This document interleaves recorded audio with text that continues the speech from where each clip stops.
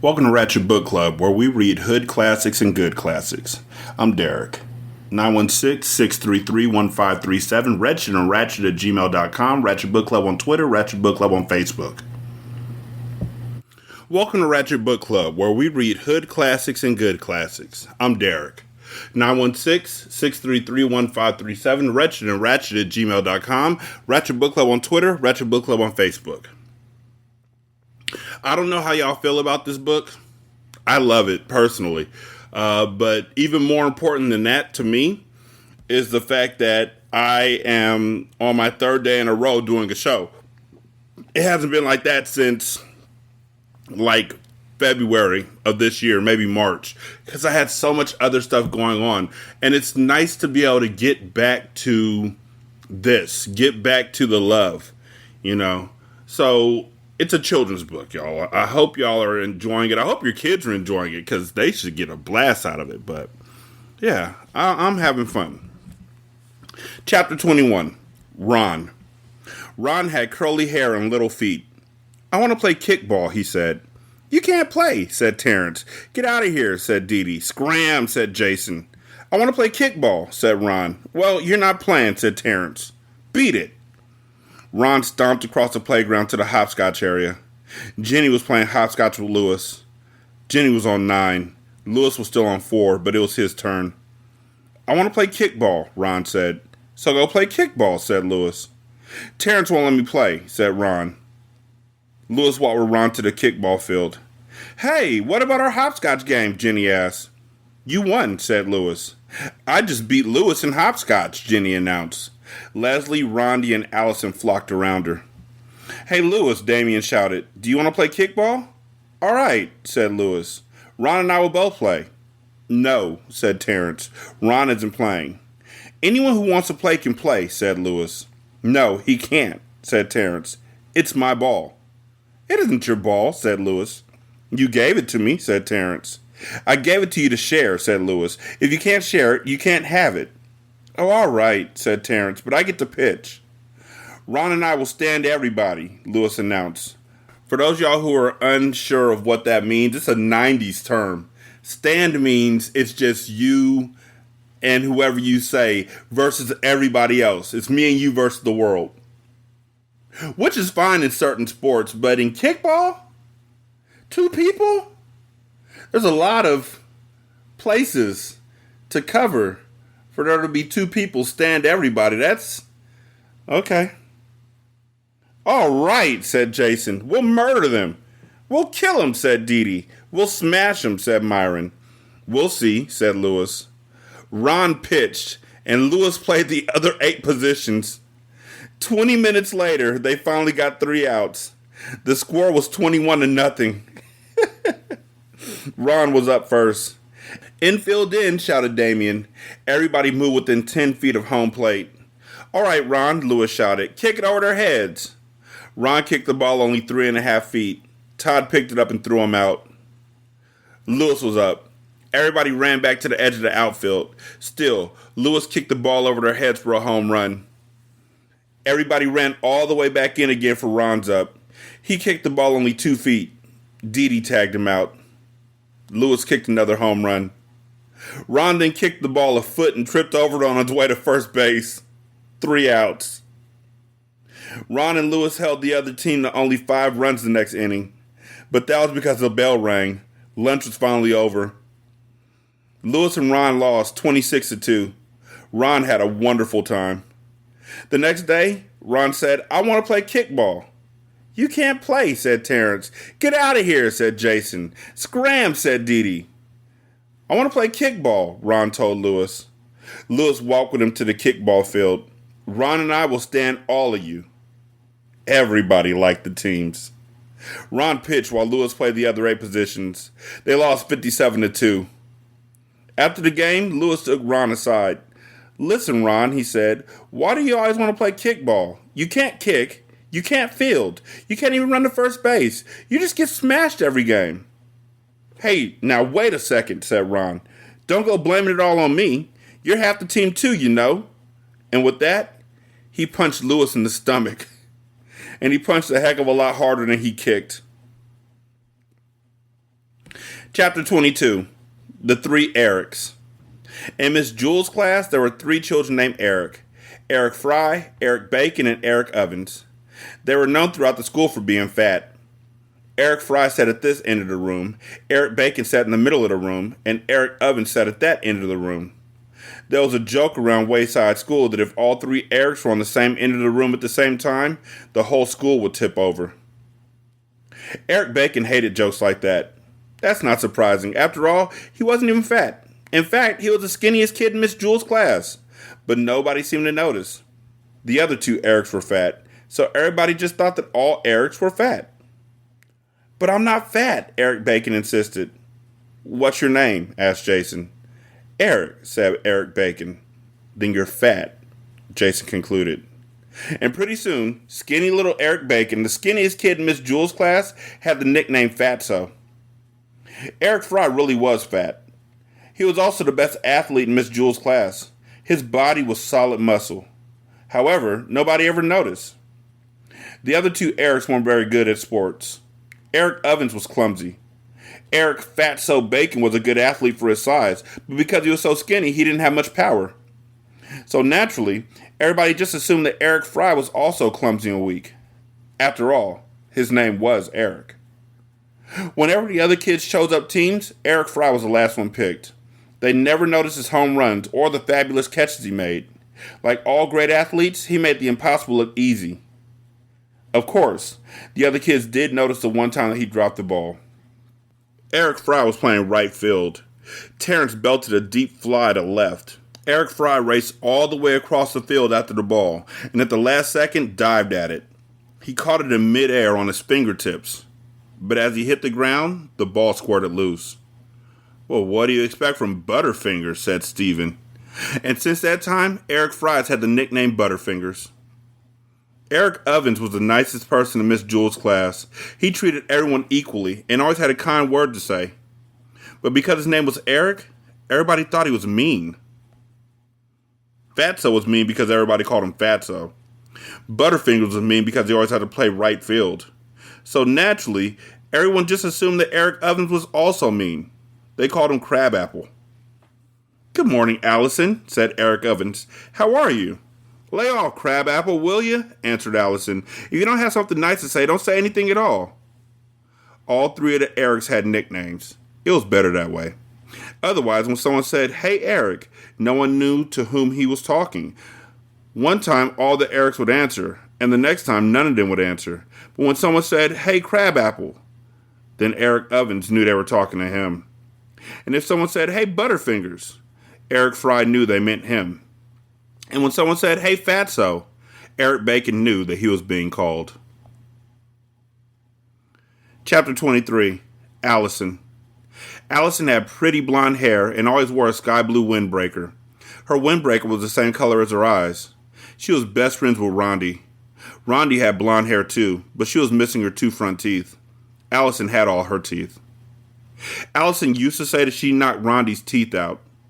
Allison was very pretty, so all the boys in Miss Jewell's class teased her, especially Jason.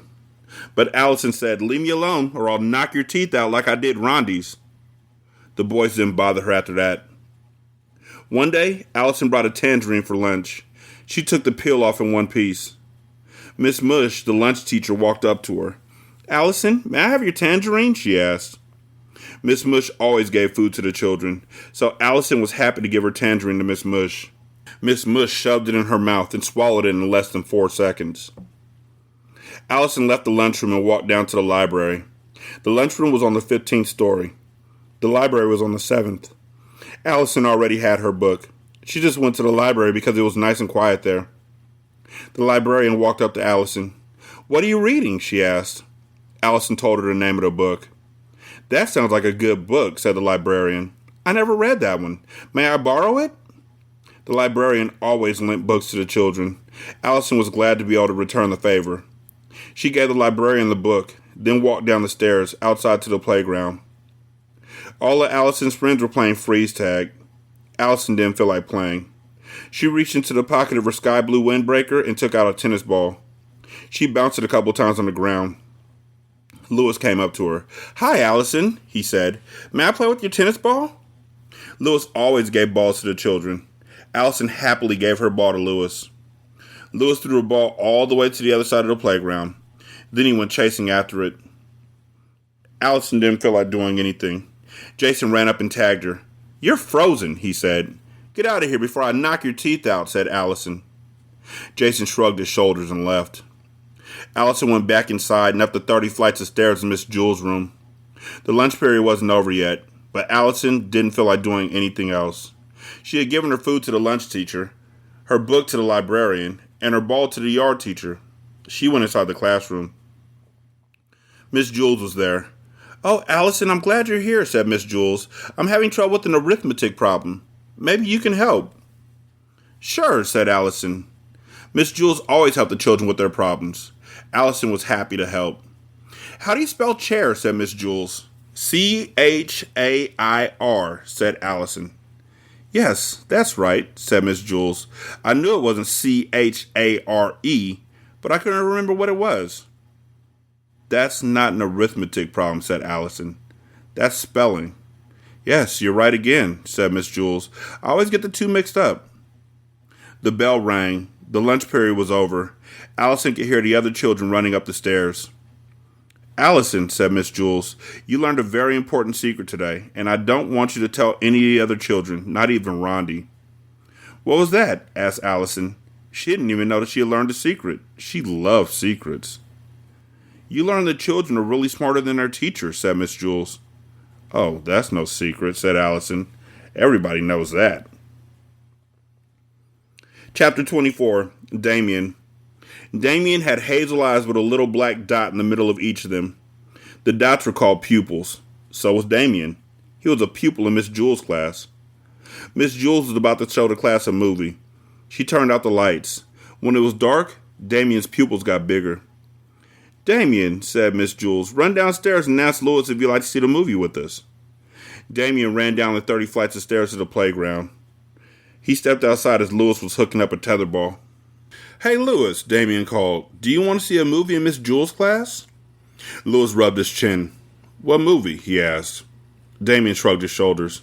"I don't know," he said. "I'll be right back." Damien ran all the way back up the stairs to the 30th story. "Louis wants to know what movie," said Damien.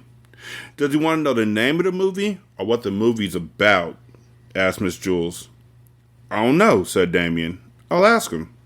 Damien raced back down the stairs and out to the playground. "Louis, do you want to know the name of the movie or what the movie's about?" he asked.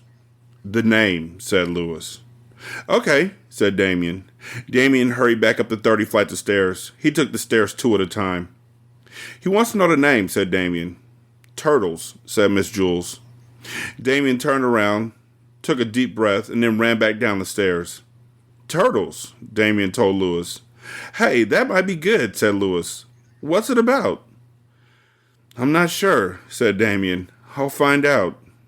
Damien raced back up the stairs, but first he stopped to take a drink of water. "What's it about, Miss Jewls?" asked Damien. "Turtles," said Miss Jewls. Damien rushed back down the stairs to tell Louis. "Turtles," said Damien. "No thanks," said Louis. "I don't like turtles. They're too slow." Damien lowered his head and slowly walked up the 30 flights of stairs. His legs were sore, he could hardly breathe, and his side ached. By the time he got to Miss Jewls' class, the movie was over. "All right, class," said Miss Jewls. "I want everyone to take out a piece of paper and a pencil and write something about turtles." Damien missed the movie, but he still could have written something about turtles. Turtles are too slow. But now he couldn't find his pencil. It just wasn't his day. "What's the matter, Damien?" asked Miss Jewls. "I can't find my pencil," said Damien. "Class, Damien's pencil is missing," Miss Jewls announced. "What did it look like, Damien?" she asked. "It was long and yellow," said Damien. "It had a black point at one end and a red eraser at the other." "I found it," said Todd. "Here, by the blackboard." "Yes, that's it," said Damien. "No, here it is, in the corner by the wastebasket," said Crabapple. Maybe that's it," said Damien. "Here it is," said John. "It's been in my desk the whole time." "No, here it is in my hand," said Joe. "I found it," said Rondi. "Here it is," said Allison. "I have it," laughed DJ. "I found it," said Myron. "Which one is yours, Damien?" asked Miss Jewls. Damien studied each pencil. They all are like mine, he said. Fortunately, at that moment, Louis walked into the classroom. He handed Damien a pencil. You dropped this when you were telling me about the movie, said Louis. Thanks, said Damien. Okay, class, said Miss Jules. So that we have no more mix-ups, I want everyone to write their name on their pencil. Damien spent the rest of his day trying to write his name on his pencil. But Damien's pencil couldn't write on itself. It was just like his beautiful hazel eyes with the black dots in the middle. They could see everything except themselves. Chapter 25. Jenny. Jenny came to school on the back of her father's motorcycle. She was late. Wayside school began at 9 o'clock. It was almost 9:30. She kissed her father goodbye and raced up the 30 flights of stairs to Miss Jules' room. I'm sorry I'm late, Miss Jules, but my father's motorcycle lost a... There was nobody there. The room was empty. Hello? Hello? She cried. Miss Jules? Dana? Todd? Anyone? There was no one in the room. Maybe I'm early, Jenny thought. She looked up at the clock. It was exactly 9:30. Oh, I hope they didn't go on a field trip without me. She looked out the window. No one was there, not even Louis. Jenny didn't know what to do. She sat down at her desk. She watched the second hand go around the clock. I may as well catch up on my spelling, she thought. She opened her desk and took out her speller. M-U-D spells mud. Where is everybody?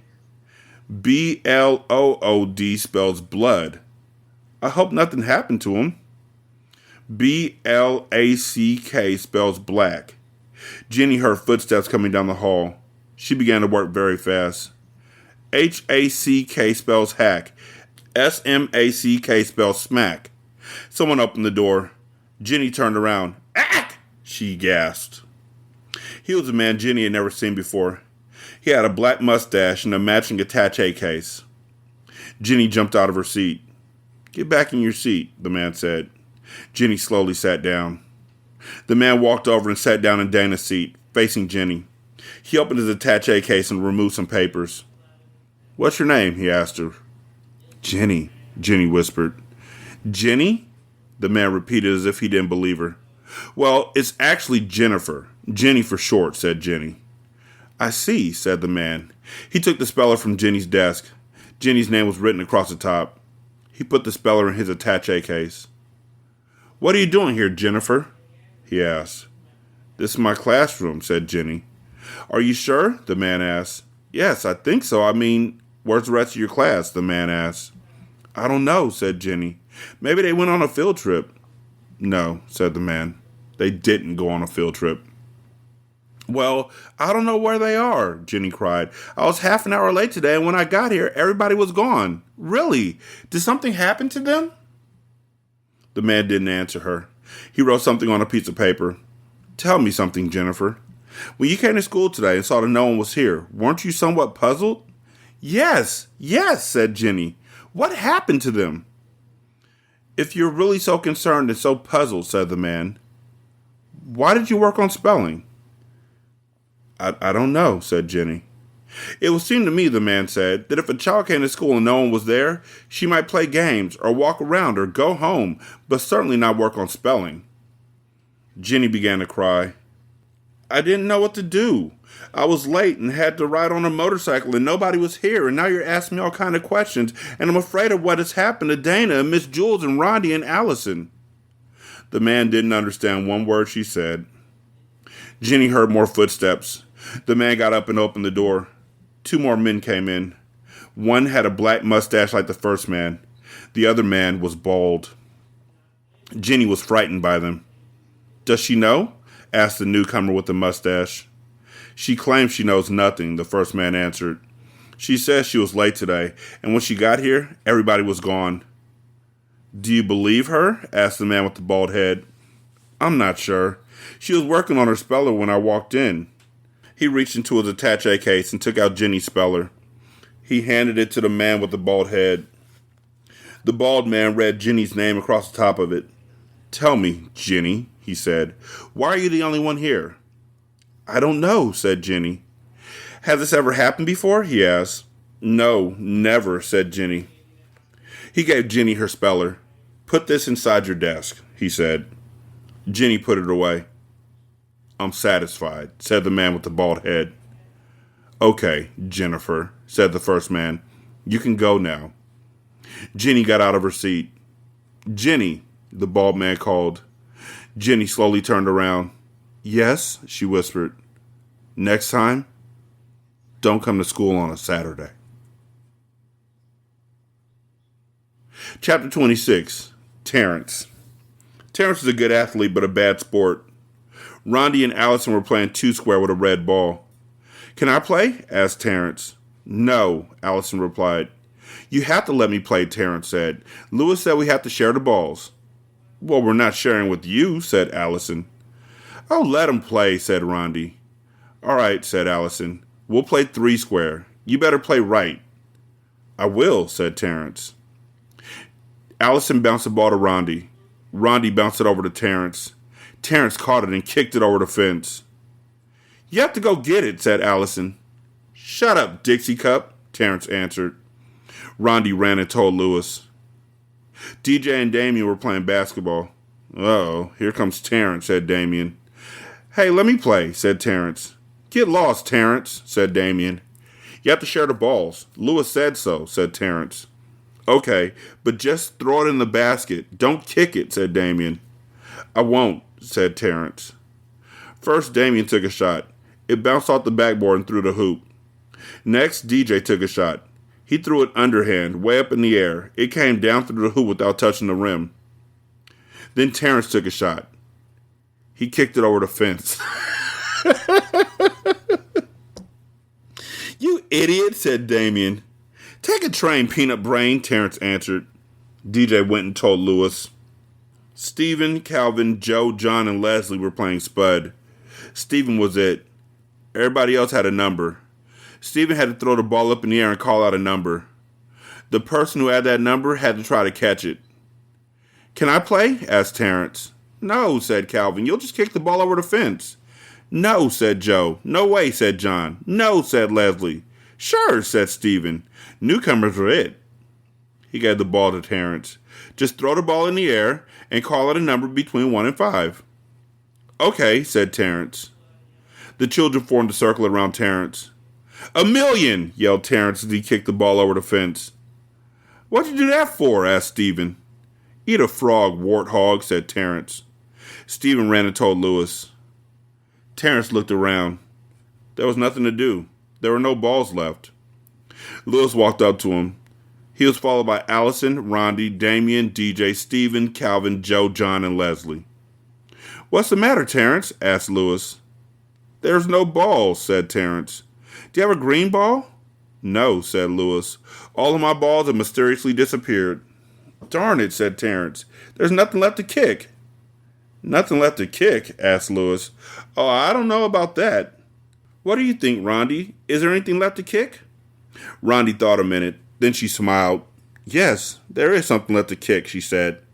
Well, where is it? Said Terrence. Let me check with Allison, said Louis. Allison, is there anything left to kick? He winked at her. There sure is, said Allison. What? What? Asked Terrence. How about you, Damien? Asked Louis. Can you think of anything? Damien nodded his head yes. Well, what is it? Asked Terrence. He couldn't wait. DJ, we got anything around here to kick? Asked Louis. DJ smiled. Yes, we do, he said. Give it to me, Terrence demanded. I don't know if I should, said Louis. What do you think, Calvin? Should I give it to him? I think you should, said Calvin. You heard Calvin, said Terrence. Give it to me. Not so fast, said Louis. Leslie, should I give it to him? Oh, yeah, I think he deserves it, said Leslie. Give it to me, Terrence repeated. Do you also think he deserves it, Joe? Asked Louis. Yes, I think so, said Joe. What about you, John? Asked Louis. Definitely give it to him, John answered. Come on, said Terrence. Recess is almost over. We'll leave it up to Stephen, said Louis. Whatever he says goes.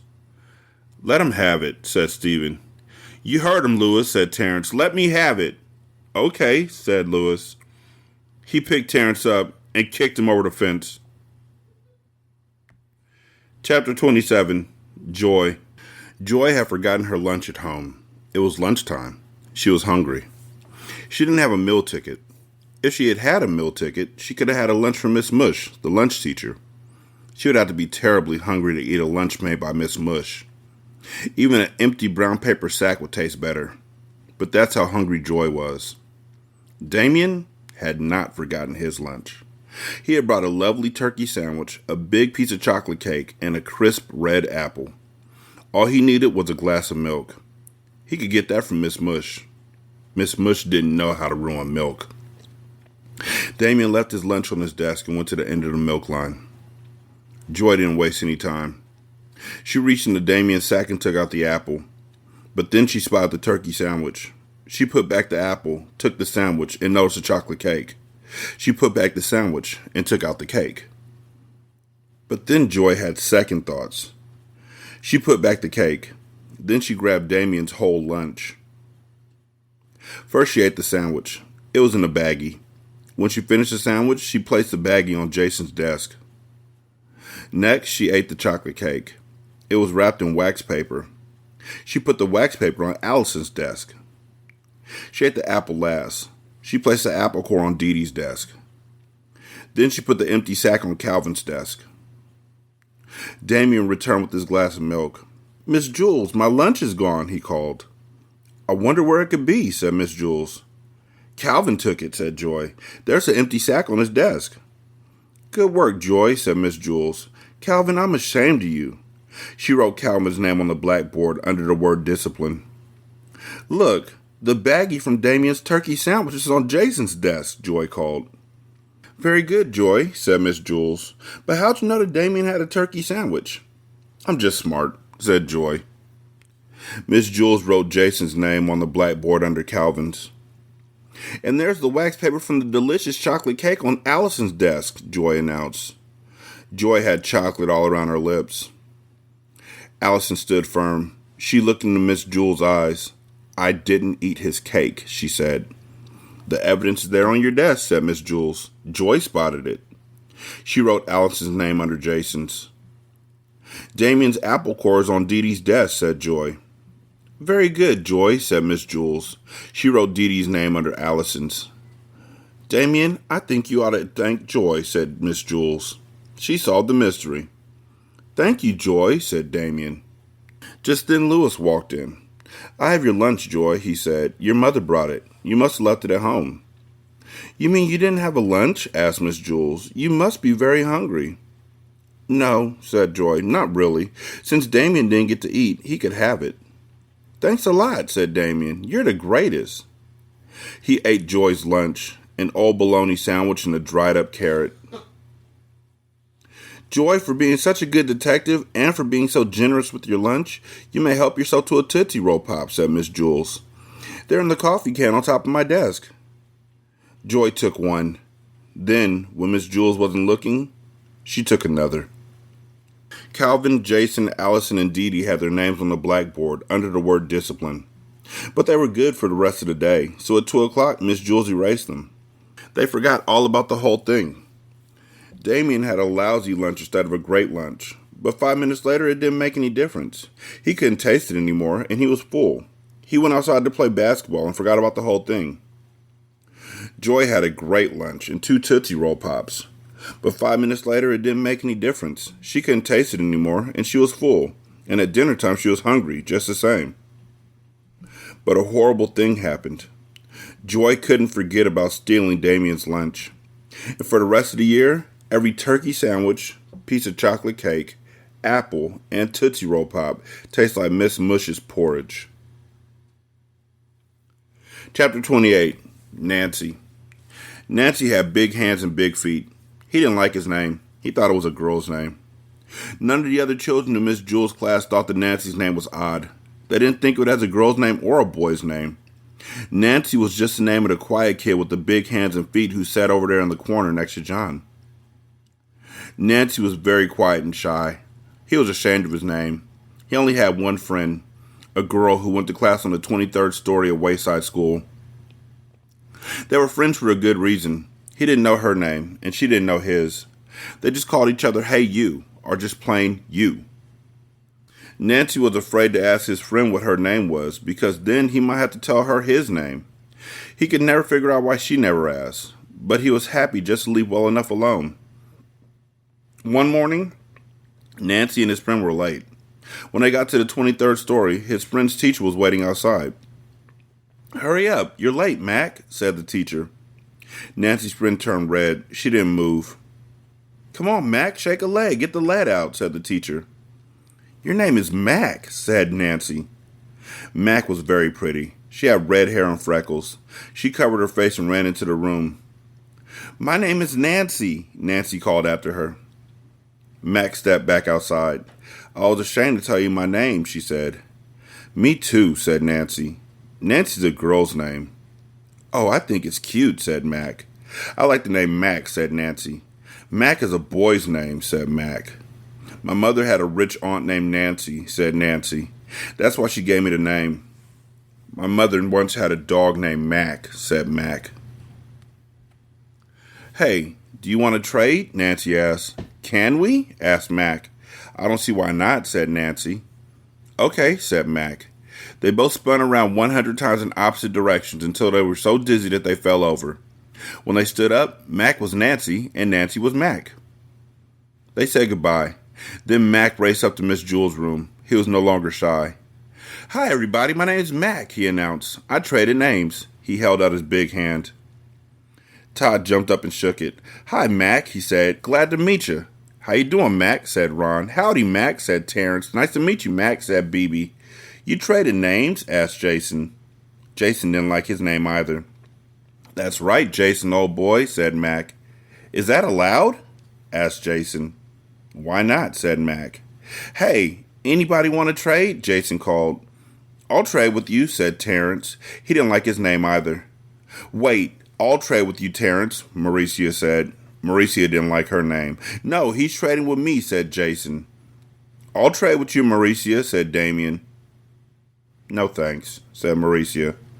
"I'll trade with you, Damien," said Miss Jules. "No, I want to be Miss Jules," said Stephen. It turned out that nobody in Miss Jules' class liked their name. The children all spun around in different directions, so they got so dizzy that they fell over. And when they stood up again, nobody knew who anybody was. "What are we going to do, Miss Jules?" asked Leslie, who was really Eric Bacon. "My name's not Miss Jules, it's Mauricia," answered Terrence, who was really Jason. "It's not, I'm Mauricia," said Dee Dee, who was really Joe. "You're both wrong," said Mauricia. "I'm Miss Jules." This went on for an hour. At last they figured out who the real Rondi was, because, she was missing her 2 front teeth. After they figured out Rondi, they were able to get Allison pretty easily. And from there they got DJ, Damien, and Miss Jules. She was the oldest one. Eventually, they figured out who everybody really was. They had some difficulty deciding which Eric was which, and actually, they're still not absolutely sure. Everybody just decided to keep their own name. The children didn't like them, but it made things much easier. Mac and Nancy kept their new names, but when they were together, they still called each other "Hey You," or just plain "You." Chapter 29, Stephen. Stephen had green hair. He had purple ears and a blue face. He wore his sister's pink dancing shoes and green leotards. The leotards matched his hair. He was all dressed up as a goblin for Miss Jewel's Halloween party. But unfortunately, it wasn't Halloween. "Ha ha ha, you sure look stupid," said Jason. Jason was Stephen's best friend. "So do you," said Stephen. "Boy, are you dumb," said Jenny. "Halloween's on Sunday. Today's only Friday." "You're the one who's dumb," said Stephen. "Ha ha, you probably come to school on Sunday. Miss Jewel said we'd have the party today." But none of the other children wore costumes, only Stephen. "All right, class," said Miss Jules. "It's time for our Halloween party." "See," said Stephen. Miss Jules gave each child a cookie that looked like an orange witch with a black hat. She laughed when she saw Stephen and forgot to give him one. Stephen didn't ask for it. He was afraid she'd laugh again. The children finished their cookies in less than 30 seconds. "All right, class," said Miss Jules. "The party's over. We have a lot of work to do." Stephen felt like a fool. The party lasted less than a minute, and he had to spend the rest of the day wearing his stupid goblin suit. "Look, Stephen's wearing his sister's leotards," laughed Dana. "They're green, just like his hair," said Fatso. Everybody laughed. Miss Jules began the arithmetic lesson. She wrote on the blackboard, 2 plus 2 equals 5. That's wrong, Joy shouted. Miss Jules tried again. 2 plus 2 equals 3. That wasn't right either. She added 2 and 2 again and got 43. It was useless. No matter how hard she tried, she could not get 2 plus 2 to equal 4. I don't understand it, she said. They've always equaled 4 before. Suddenly, she screamed. The chalk turned into a squiggling worm. She dropped it on her foot. Then all the lights went out, and the blackboard lit up like a movie screen. A woman appeared on the screen. She had a long tongue and pointed ears. She stepped off the screen and into the classroom. It was the ghost of Miss Gorf. Miss Gorf ran her fingernails across the blackboard. Trick or treat, you rotten kids, she said. Now I'll get even with every last one of you. Where's Todd? Who's that? Asked Miss Jules. Mrs. Gorf, said Damien. Who's Miss Gorf? Asked Miss Jules. She was the meanest teacher we ever had, said Rondi. What happened to her? Asked Miss Jules. Louis ate her, said Jason. Well, I'm not going to allow this, said Miss Jules. Get out of my classroom, she demanded. It's Halloween, sweet teacher, said Miss Gorf. Ghosts can go anywhere they like. I've come for a little class reunion. But it isn't Halloween, said Miss Jules. Halloween is still 2 days away. I know, said Miss Gorf, but Halloween falls on a Sunday this year, so we're celebrating it on the Friday before. Stephen leapt up from his seat. See, I was right, he said. Today is the day we celebrate it, the Friday before. Miss Gorf proved it. He ran up to Miss Gorf. They all laughed at me and made me feel stupid because I was the only one who got dressed up. But we're the ones who were right. They're the ones who were wrong. He put his arms around Miss Gorf and hugged her. Miss Gorf gasped and disappeared. The lights came back on. Miss Jules picked up the piece of chalk from the floor. She wrote on the blackboard, 2 plus 2 equals 4. That's good, she said. When 2 plus 2 doesn't equal 4, anything can happen. All the children who had laughed at Stephen now called him a hero, but they told him to change out of the stupid costume. So at lunch, Stephen went home, washed up and changed. He came back wearing blue jeans and a polo shirt. Of course, his hair was still green. It always was. Chapter 30. Louis. Louis had a red face and a mustache of many colors. He was a yard teacher at Wayside School. It was his job to see if the children didn't have too much fun during lunch and recess. And if you haven't already guessed, he's the one who wrote this book. On June 10th, there was a blizzard. Louis was afraid that the children would have too much fun, so nobody was allowed outside. Class, said Miss Jules, after you finish your lunch today, come back up to the classroom. You're not allowed outside. The children all went to the lunchroom. Miss Musha made tuna surprise. They looked at it, then hurried back up the stairs. There was nothing to do. Now, class, said Miss Jules, I know that you're all bored, but I have a special surprise for you. Hope it's better than the tuna surprise, said Mauricia. Miss Jules continued, Louis is going to come up and entertain us. He'll tell us a story. Now, I want you all to be on your best behavior. When Louis walked in, all the children booed. Are you going to tell us a story? Asked Bibi.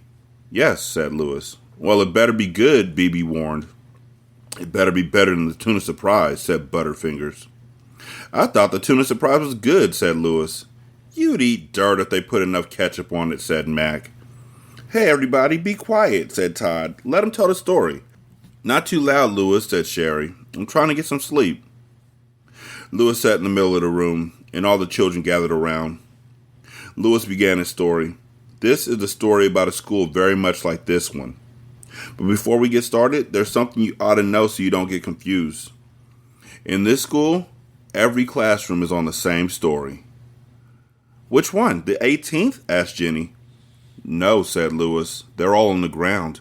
The school's only 1 story high. Not much of a school, laughed Damien.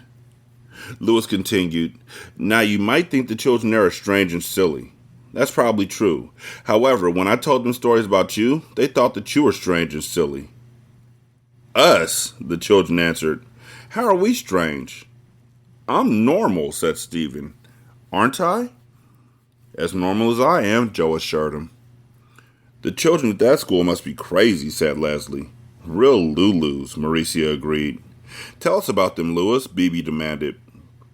For one thing, Louis said, none of these children have ever been turned into an apple. That's silly, said Dee Dee. Everybody's been turned into an apple. It's part of growing up. Louis continued, dead rats don't walk into classrooms wearing raincoats. What do they wear, tuxedos? Asked Todd. And girls never try to sell their toes, Louis added. Well, no wonder, said Leslie, at today's prices. Louis continued, they don't trade names to read upside down. They can't turn mosquito bites into numbers. They don't count the hairs on their heads. The walls don't laugh, and 2 + 2 always equals 4. How horrible, said Damien. That's not the worst of it, said Louis. They have never tasted Mauricia-flavored ice cream. A hush fell over the classroom. Miss Jules, I'm scared, said Allison. Is there really a place like that? Of course not, said Miss Jules. Louis was just telling a story. It was a good story, said Leslie. I thought it was stupid, said Kathy. I liked it, said Rondi. It was funny. Miss Jules said, Louis, it was a very entertaining story, but we don't really go in for fairy tales here. I'm trying to teach my class the truth. That's all right, said Louis. I have to go down to room 29 now and tell them a story. He started out the door. Class, said Miss Jules, let's all thank Louis for his wonderful story. Everybody booed. The end. So, when that book came out, it was 1978. I just realized that. Like, I wasn't even born when this book came out. 78, jeezy peasy. I thought it came out in the 90s. I started reading it like 1990 and thought it was the best, but 1978, wow. It's a classic. Huh. Didn't even know that until just now. And there's continuations to the book, so I'll read those later on. I really do enjoy this series. It made me feel good to read it after that debacle that I went through last month and the 6 months prior to that. 916-633-1537, Ratchet and Ratchet at gmail.com, Ratchet Book Club on Twitter, Ratchet Book Club on Facebook. You can leave a review on Spotify. It takes like 13 seconds. You can also leave a review on Podchaser. Copy and paste that into Apple Podcasts, and then copy and paste that into the Good Pods app. You can donate to the show at patreon.com/singlesimulcast. $1 will get you a ton of content. You can also donate to the show at buymeacoffee.com/sscast or on the Good Pods app. You can leave a tip in the tip jar. Thank you so much for listening. I greatly appreciate it. Y'all be good. I'm going to holler at you later. Peace.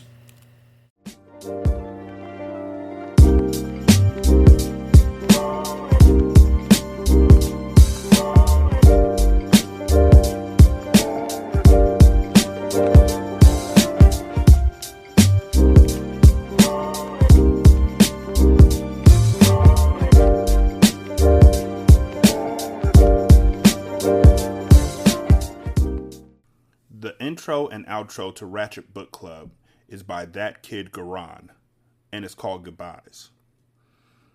You can email him at tkgbeats94@gmail.com for more information on how to lease this beat. This is Single Simulcast.